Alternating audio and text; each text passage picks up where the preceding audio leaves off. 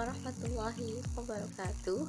Sebelumnya, perkenalkan, nama saya Triwanyani dengan NIM 20200100048 dari kelas PAI 3B, Program Studi Pendidikan Agama Islam, Fakultas Ilmu Tarbiyah dan Keguruan di Universitas Sains Al-Quran. Kali ini, saya ingin sedikit menyajikan contoh video pembelajaran mengenai ruang lingkup pembelajaran pendidikan agama Islam untuk memenuhi tugas ujian akhir semester dari mata kuliah Strategi dan Metodologi Pembelajaran Pendidikan Agama Islam yang diampu oleh Bapak Nur Hadis. Sebelum saya menjelaskan lebih lanjut mengenai apa saja ruang lingkup pembelajaran PAI, alangkah lebih baik kita mengetahui apa itu PAI atau Pendidikan Agama Islam terlebih dahulu. Jadi, Pendidikan Agama Islam merupakan upaya internalisasi nilai-nilai Islam dalam sebagai ajaran agama norma hidup yang dilakukan dalam lingkungan lembaga formal. Kemudian, untuk ruang lingkup pembelajaran PAI sendiri sebenarnya terbagi menjadi beberapa bagian, meliputi fikih, akidah akhlak, Al-Quran hadis, sejarah kebudayaan Islam atau SKI, dan bahasa Arab. Namun, pada kesempatan kali ini saya hanya ingin sedikit menyampaikan materi mengenai fikih, Al-Quran hadis, akidah akhlak saja.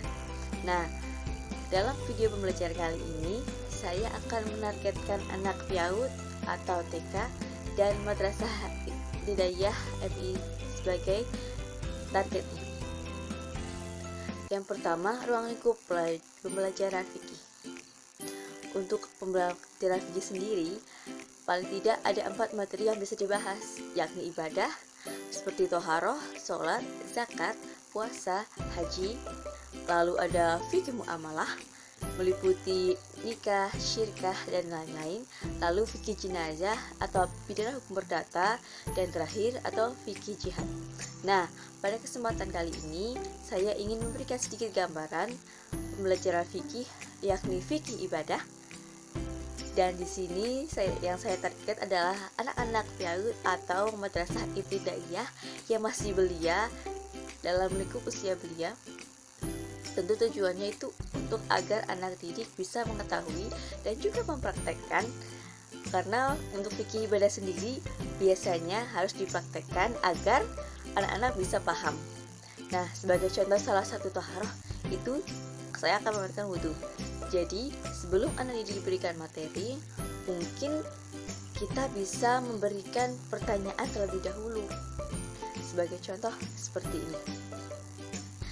Anak-anak, saat kita memasuk ke kamar mandi, sebaiknya kita masuk menggunakan kaki sebelah mana terlebih dahulu. Nah, nanti jika anak-anak sudah merespon atau memberikan jawaban, ya, betul, kaki kanan. Tentunya dengan pertanyaan seperti ini kita bisa memastikan bahwa peserta didik siap untuk menerima materi, dan dengan begitu anak didik arah kognisinya anak didik bisa terwakilkan dengan baik, setelah klasifikasi pengetahuan, pemahaman, dan bahkan sampai pemahaman bisa diperoleh dari satu pertanyaan tersebut. Dan setelah anak didik merespon, lalu kita berikan materi fardu wudu dan juga tata cara berwudu. Nah, untuk fardu wudu, saya memiliki sebuah lagu agar anak-anak bisa lebih memahami dan cepat hafal apa itu fardu wudu. Dengarkan baik-baik ya.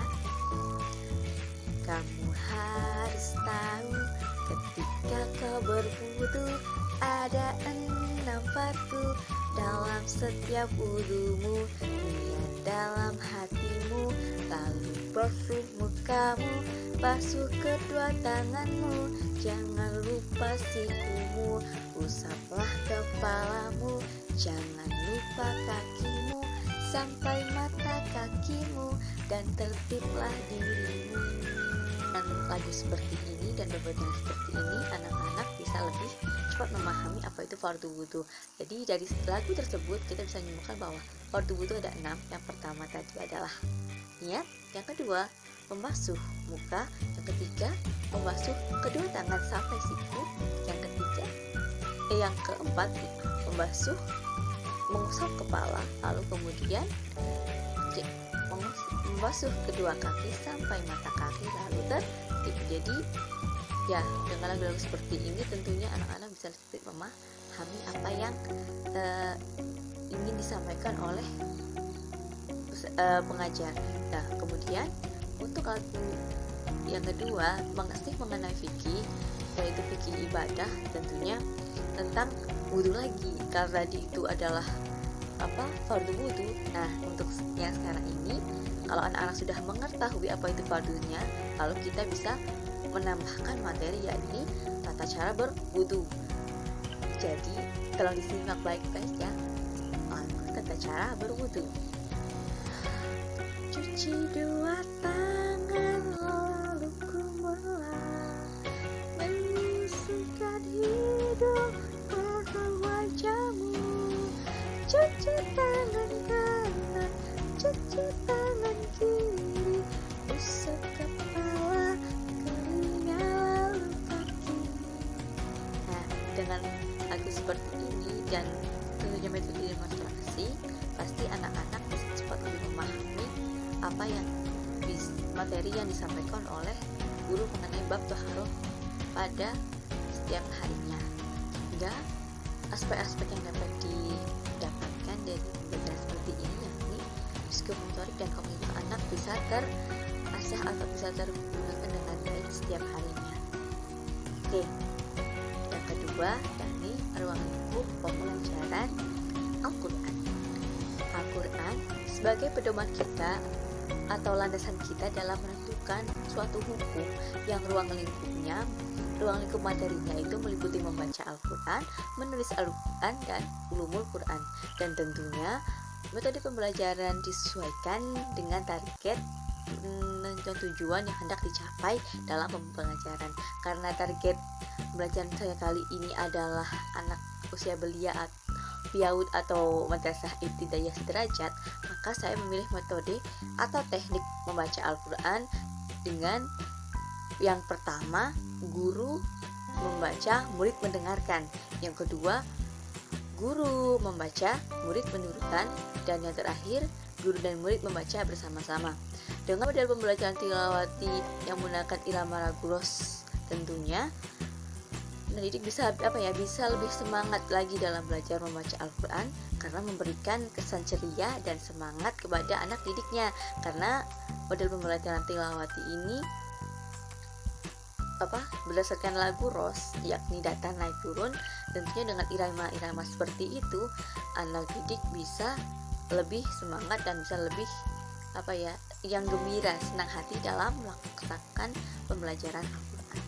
Ya, sebagai contoh di sini adik saya ada tilawati ya, jilid 3. Ini seperti ini. Jadi teknik yang pertama atau metode yang pertama yaitu guru membaca, murid mendengarkan. Jadi untuk baris saja pertama ini adalah seperti ini. Guru biasanya membacakan yang bawah terlebih dahulu. Nadanya seperti ini. Kalau ini kan 2, jadinya karena 2 ini menjadikan nadanya datar dan turun saja. Tapi kalau misalnya 3 itu datar naik turun. Nah, karena ini 2, maka baca seperti ini. Yang berwarna merah supaya ditekan membacanya. Nah, di sini diperhatikan ada alif lam sukun. Alif lam sukun, alif lam sukun, alif lam sukun, datar naik turun. Baris yang pertama. Wal akibatu sama dengan wal akibatu, datar turun. Lagi, hadzal kitabu sama dengan hadzal kitabu. Jadi pada teknik pertama atau metode pertama cukup dengan guru membacakan, murid mendengarkan. Nanti yang kedua bisa diulang seperti itu, tapi setelah guru membacakan satu baris, nanti anak didik bisa menirukan. Dan setelah selesai satu halaman ini, itu bisa bersama-sama dari atas sampai terakhir, guru dan murid membaca bersama-sama. Jadi tentunya Dengan begitu, aspek psikomotorik dapat diaplikasikan karena dengan pelafalan berulang-ulang akan memudahkan anak didik dalam memahami bacaan Al-Quran dengan baik. Kemudian, ruang lingkup yang ketiga yakni ruang lingkup pembelajaran hadis. Jadi, hadis sebagai sumber hukum kedua setelah Al-Quran yang dalam menentukan hukum dalam Islam. Jadi,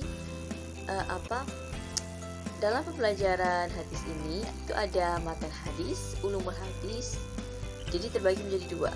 Nah, untuk matan hadis sendiri itu kan hanya memberikan matan saja, dan ulumul hadis biasanya itu meliputi hadis diroyah, riwayah, rijalul hadis dan lain-lain. Jadi untuk pembelajaran matan hadis itu bisa disampaikan dengan strategi secara tematik ataupun bisa berdasarkan kitab yang ada. Nah, untuk tematik sendiri itu bisa menggunakan strategi pembelajaran sesuai dengan tema yang ingin dibahas pada hari atau pada pembelajaran tersebut. Jadi saat KBM berlangsung, misal hadis mengenai sholat atau temanya niat atau wudhu atau menuntut ilmu atau musadaqah. Nah, jadi setiap pembelajaran hadisnya itu satu hari itu dilihat dari temanya. Nah, untuk kalau menggunakan kitab, nah itu bisa berdasarkan dengan urutan kitab, mungkin kitab Arba'in Nawawi atau nah itu harus diurutkan dari yang pertama hingga yang terakhir. Nah, kalau saya sendiri lebih memilih menggunakan sesuai dengan tematik ya. Lalu kalau sudah seperti itu kan aspeknya itu bisa menggunakan aspek psikomotorik dan juga kognitif, di mana psikomotorik itu beriringan dengan melafalkan secara rutin. Jadi keterampilan melafalkan, aktivitas otak dan lisan itu didrill secara terus-menerus dalam 1 minggu. Jadi hadis tersebut itu 7 matan hadis untuk 1 minggu. Jadi untuk kognitifnya sendiri itu diartikan sebagai menghafal atau hafalan. Jadi otomatis setelah melafalkan secara berulang kali, itu otomatis nanti diharapkan bisa menghafal dengan cepat. Maksudnya dia selain melafalkan otomatis dia langsung menghafal seperti itu. Jadi psikomotorik dan kognitifnya bisa berjalan secara bersamaan. Lalu untuk penugasannya sendiri itu bisa metode dengan menggunakan metode penugasan, yaitu dengan one day one hadis.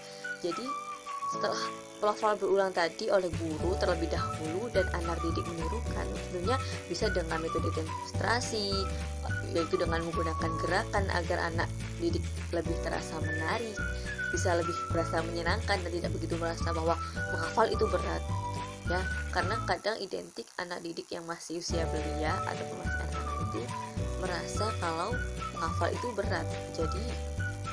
Jadinya itu seperti kita harus memberikan inovasi-inovasi agar anak didik lebih semangat dan merasa menyenangkan bahwa belajar menghafal itu tidak susah. Nah, sebagai contoh hadis penuntut ilmu, kita qala Rasulullah sallallahu alaihi wasallam, thalabul ilmi faridatun ala kulli muslimin wa muslimat. Jadi menuntut ilmu itu wajib bagi kaum muslim atau umat Islam. Hadis riwayah Ibnu Majah. Jadi dengan seperti itu anak-anak diwajibkan untuk menghafal 1 hadis dalam 1 hari. Jadi mungkin dalam waktu 1 bulan ataupun tidak sampai, kalau anak-anak bisa cepat menerima pembelajaran dengan cepat, itu bisa 1 bulan menghafalkan 40 hadis.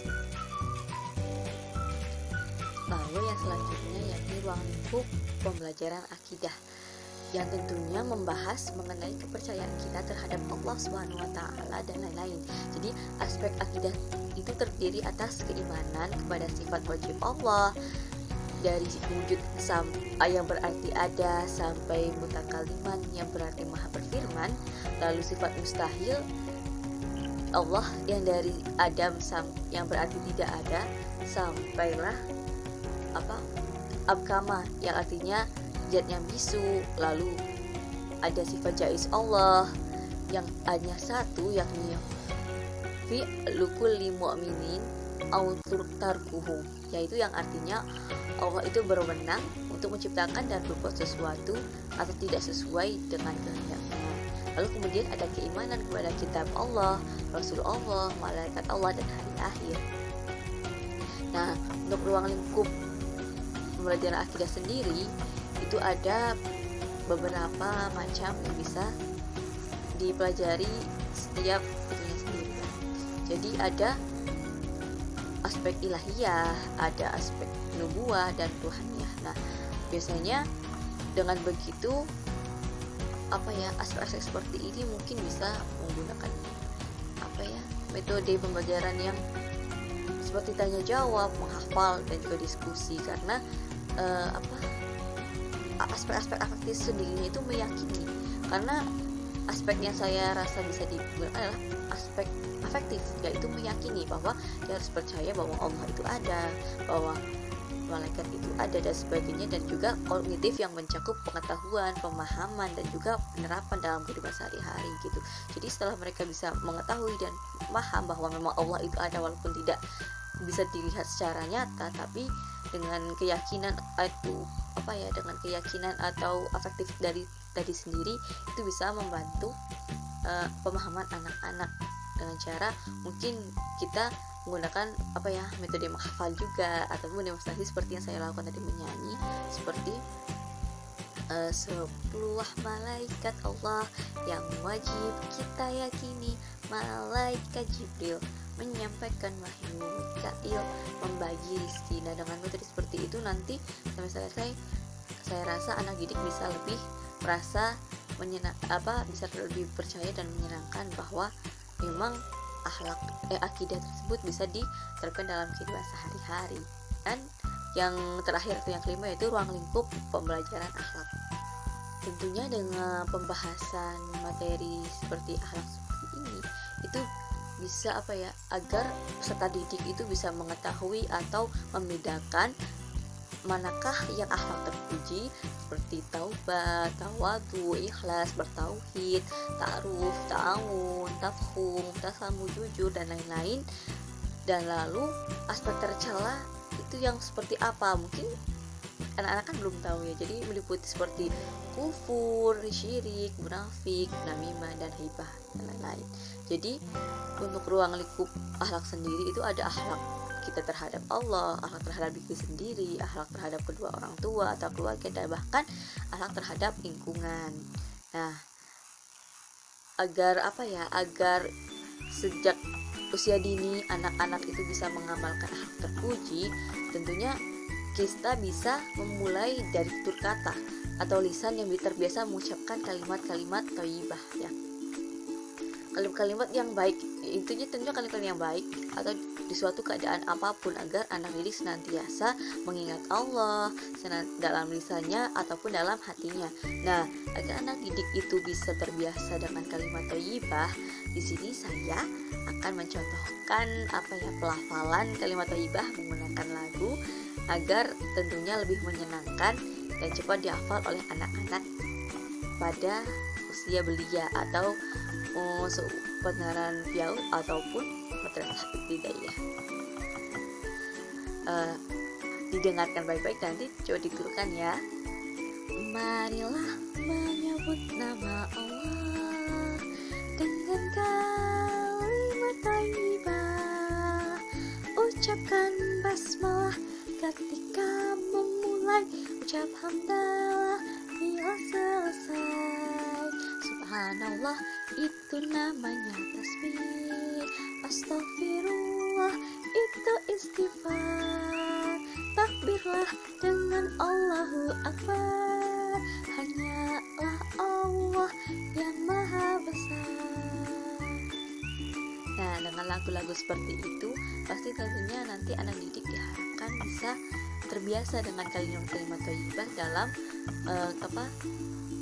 dalam kehidupan sehari-hari. Jadi dengan melafalkan secara rutin, itu keterampilan melafalkan secara terus-menerus, dan aspek kognisi atau kognitifnya itu bisa diartikan sebagai menghafal dengan metode atau teknik menirukan dan mendemonstrasikan secara berulang-ulang materi yang saya sampaikan lewat lagu tadi, diharapkan anak itu bisa hafal dan bahkan mengaplikasikan kalimat thayyibah tersebut dalam kehidupan sehari-hari. Mungkin itu saja penjelasan materi pembelajaran dari saya. Mohon maaf bila ada kesalahan. Sekian, jazakumullahu khair. Wassalamualaikum warahmatullahi wabarakatuh. Semoga bermanfaat.